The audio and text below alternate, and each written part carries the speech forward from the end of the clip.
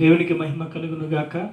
అందరూ కూడా బాగున్నారండి. గడిచిన దినములన్నీ ఆయన రెక్కల చాటును మనందరినీ కూడా భద్రపరిచి ఈ రోజు రీతిగా సజీవుల లెక్కలో ఉండి ఆయన నామాన్ని మనం స్తుతించడానికి, ఆయన నామాన్ని కీర్తించడానికి దేవుడు మనకు చూపిన గొప్ప కృపకై మహిమా ఘనత ప్రభావములు మన యేసుక్రీస్తు వారికి మాత్రమే చెల్లును గాక.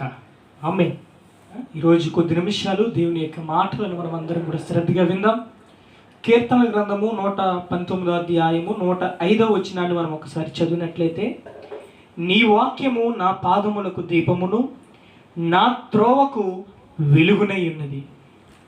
నీ వాక్యము నా పాదములకు దీపమును నా త్రోవకు వెలుగునై ఉన్నది. ప్రభునందు దేవుని బిడ్డలారా,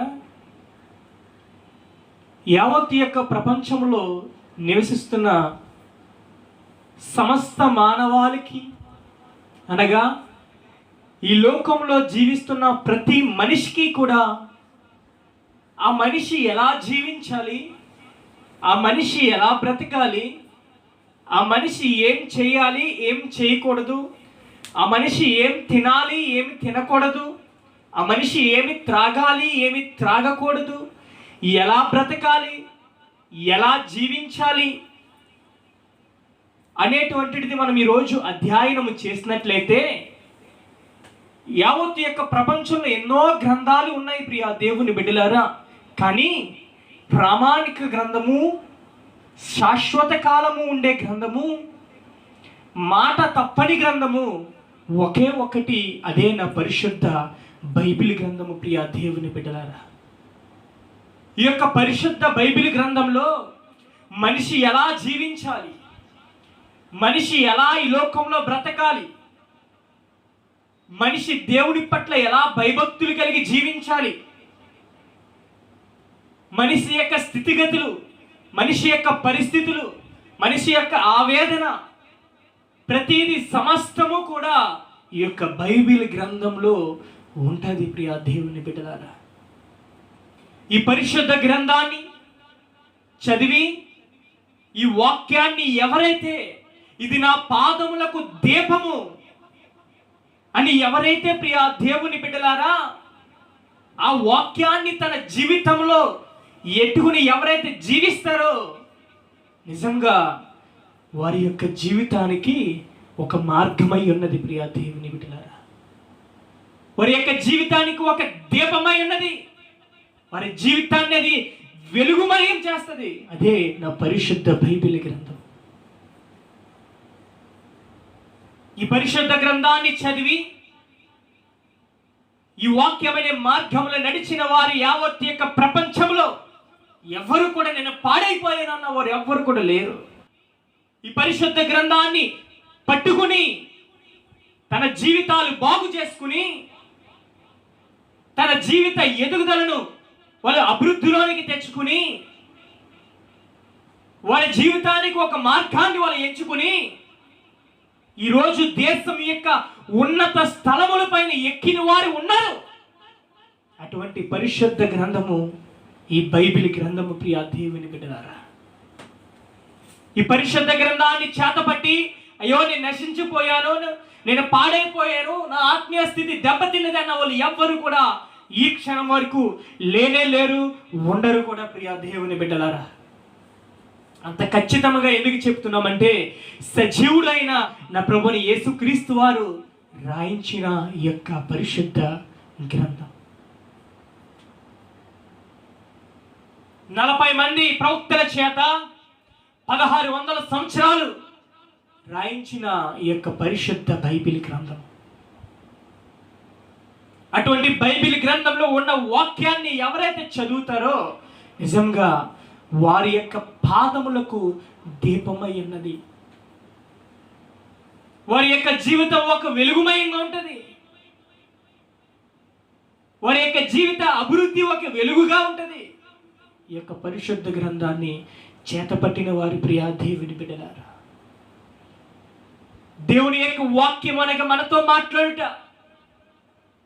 ఈ వాక్యాన్ని మనం ఎప్పుడైతే చదువుతామో దేవుడు మనతో మాట్లాడతాడు ప్రియ దేవుని బిడ్డలారా. నీకున్న స్థితిగతులను బట్టి, నీకున్న పరిస్థితిని బట్టి, నీకున్న ఆవేదన బట్టి, నీకున్న ఓటమిని బట్టి నువ్వు చింతిస్తున్నావేమో. ఈ యొక్క పరిశుద్ధ గ్రంథాన్ని చదువు, దేవుడు నీతో మాట్లాడతాడు.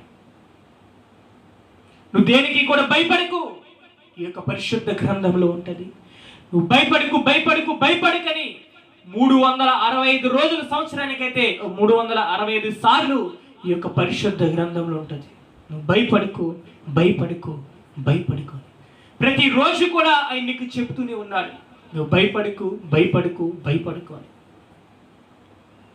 కానీ మనకున్న పరిస్థితులను బట్టి, మనకున్న ఆవేదన బట్టి, మనకున్న ఓటమును బట్టి కొన్నిసార్లు మనం కృంగిపోయి నా స్థితి ఏంటి, నా పరిస్థితి ఏంటి అన్నట్లు నీకు నీవే ఆలోచించుకుంటూ కృంగిపోతూ ఓటమికి గురవుతున్నావు. అటువంటి పరిస్థితుల్లో నీ జీవితాన్ని వెలుగుమయం చేసేది, నీ ఆత్మీయ స్థితిని అభివృద్ధి పరిచేది, నీ స్థితిగతులను మార్చేది, నీ జీవితాన్ని ఒక ఉన్నత స్థానంలో నిలబెట్టేది దేవుని యొక్క వాక్యము. ప్రియా దేవుని బిడ్డలారా, అటువంటి వాక్యాన్ని ఈరోజు నువ్వు చదువుతున్నావా? అటువంటి వాక్యపు మార్గంలో నువ్వు నడుస్తున్నావా? అటువంటి వాక్యపు వెలుగులో నువ్వు జీవిస్తున్నావా అనేది ఈనాడు నీకు నీవే ఆత్మ పరిశీలన చేసుకోవాలి.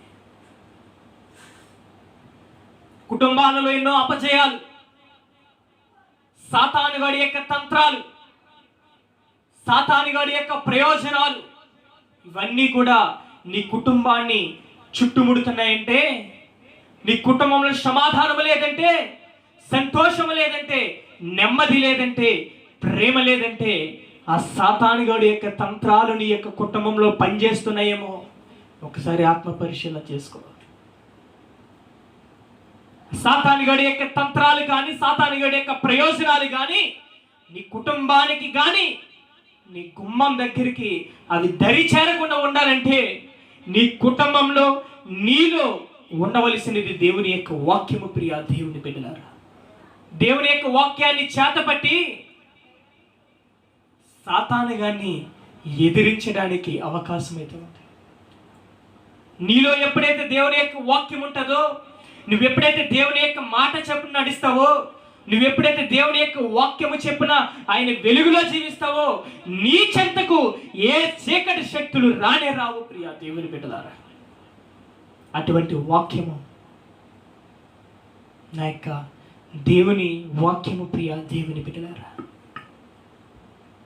నీకెన్నో మేనమిద్దులు ఉండొచ్చు, నీకెన్నో ఐశ్వర్యాలు ఉండొచ్చు, నీకెన్నో బంగారం ఉండొచ్చు, పేరు ప్రఖ్యాతలు ఉండొచ్చు. వీటన్నీ కూడా నీవు చనిపోయినప్పుడు ఏది నీతో రాదు. కానీ నీకు ఒక మార్గాన్ని చూపించేది, నీకు నిత్య జీవాన్ని ఏర్పాటు చేసేది, ఈ లోకంలో వాటన్నిటికంటే నిన్ను ఉన్నత స్థానంలోనికి ఎదిగించేది నా యొక్క దేవుని వాక్యము. ప్రియా దేవుని బిడ్డలారా, అదే ఈ పరిశుద్ధ గ్రంథంలో ఉంది.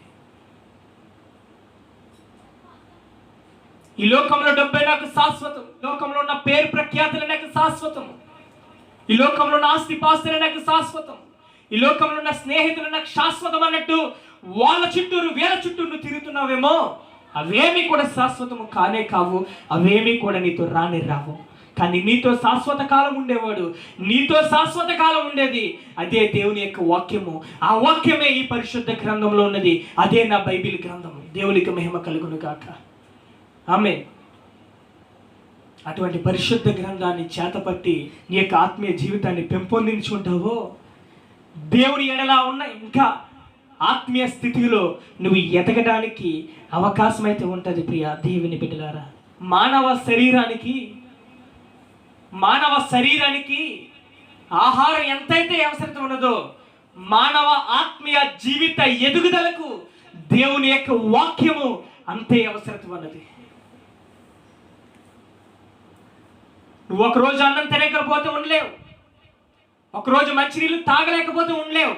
కానీ వాటన్నిటికంటే ముఖ్యమైనది, వాటన్నిటికంటే ప్రాముఖ్యమైనది దేవుని యొక్క వాక్యము నీలో ఉండాలి. ప్రియా దేవుని బిడ్డలారా, దేవుని యొక్క వాక్యము నీలో ఎప్పుడైతే ఉంటుందో ఆత్మీయ స్థితిలో నువ్వు అభివృద్ధి అవ్వడానికి అవకాశాలు అయితే ఉంటాయి.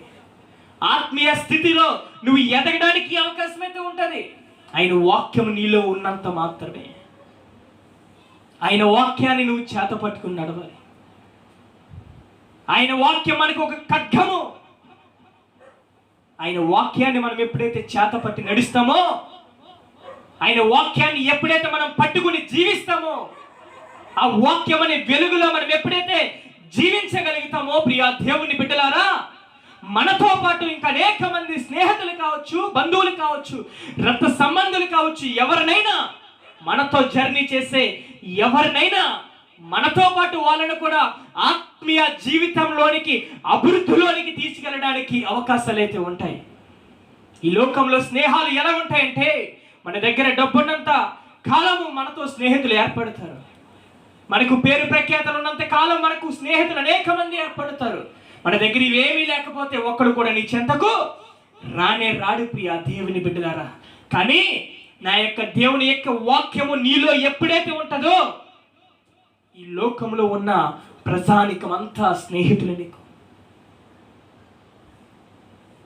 వాళ్ళనంతా దేవుడిని ముందు కూర్చోబెడతాడు. దేవుని యొక్క వాక్యము నీలో ఉండాలి. ఆయన వాక్యం అనే మార్గమును నువ్వు ఎప్పుడైతే జీవించగలుగుతావో, అనేక మందిని నీవు అదే రీతిగా అదే మార్గంలో నడిపించిన వాడు అవుతావు ప్రియ దేవుని బిడ్డలారా. అటువంటి ఆత్మీయ స్థితిలో, అటువంటి ఆత్మీయ జీవిత ఎదుగుదలలో మనం ఎప్పుడైతే ఎదగలమంటే, దేవుని యొక్క వాక్యం మనలో ఉన్నప్పుడు మాత్రమే.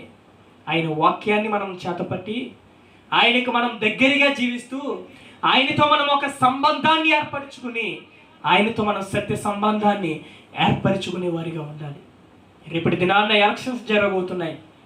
ప్రభునందు దేవుని బిడ్డలారా, మనకు గడిచిన దినాలలో మనం గమనించినట్లయితే మణిపూర్ రాష్ట్రంలో ఎన్నో గొడవలు జరిగినాయి. అవి ఏమి జరిగినాయి, ఎలా జరిగినాయి అనే పరిస్థితి మనందరికీ కూడా తెలిసిన విషయమే. మన రాష్ట్రానికి గొప్ప నాయకుడు కావాలి. నాయకుల కోసము, అధికారుల కోసము, రాజుల కోసం ప్రార్థన చేయమని దేవుని యొక్క బైబిల్ గ్రంథంలో ఉంది. కాబట్టి మనవంతుగా మనం ప్రార్థన చేయవలసిన వారమై ఉన్నాము.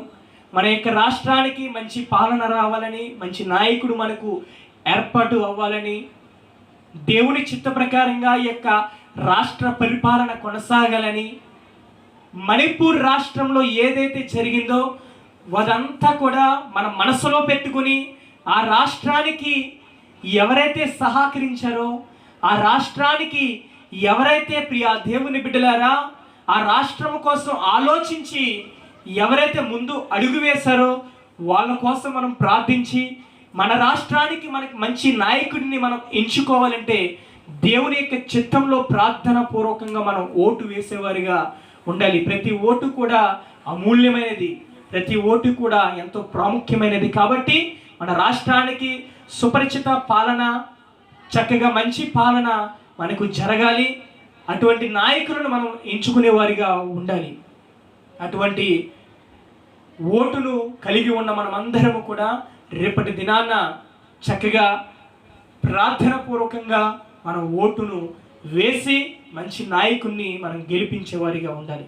ఈరోజు చెప్పిన వాక్యము దేవుని యొక్క అడుగు జాడల్లో మనం నడుస్తూ మన చుట్టూ ఉన్న బిడ్డలందరినీ కూడా దేవుని యొక్క మార్గంలో మనం నడిపించేవారిగా ఉండాలి. అటు రీతిగా మనం ఎప్పుడైతే ఉంటామో దేవునికి మనకు ఒక సత్య సంబంధాన్ని ఏర్పరచుకుని, దేవునికి మనకు ఒక బంధము ఏర్పాటు అవి ఆయనకు మనం దగ్గరగా జీవించడానికి అవకాశం అయితే ఉంటుంది. అటు రీతిగా మనం అందరం కూడా ఉండాలని ప్రార్థన చేద్దాం. అందరూ కూడా తలలో వంచి ప్రార్థనలో ఏకీభవించండి.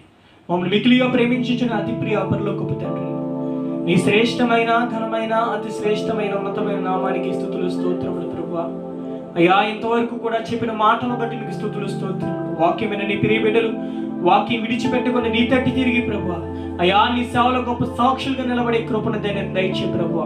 వాక్యాన్ని మా మధ్యలో భద్రపరుచుకుని మీకోసం రోషంగా నిలబడే కృపను, ధన్యతను, అటువంటి దీవెన ఆశీర్వాదం అందరికీ దయచేస్తారని నజరేయుడైన యేసుక్రీస్తు నామములో అడిగి ప్రార్థిస్తూ జవాబును పొందుకుని నామ తండ్రి.